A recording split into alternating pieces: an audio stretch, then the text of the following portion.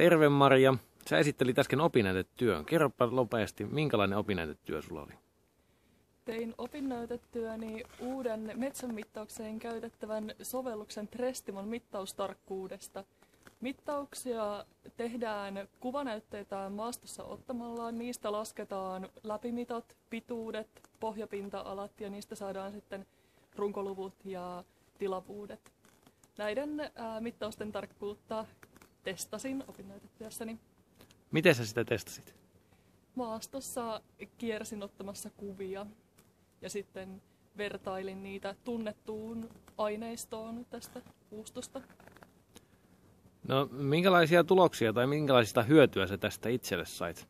No itselleni mä sain sellaista hyötyä, että tämä on uusi sovellus, joka toivottavasti joku päivä tulee vielä yleiseen käyttöön metsäammattilaisten keskuudessa ja on ollut hieno päästä ensimmäisten joukossa tätä kokeilemaan. Ja tulokset oli yllättävän lupaavia, että tässä kuvioissa oli kuitenkin sen verran vaihtelua, että nähtiin sitten joitakin tuloksiin vaikuttavia tekijöitä, mutta yleisesti tulokset olivat lupaavia. Hienoa. Kiitoksia tästä haastattelusta.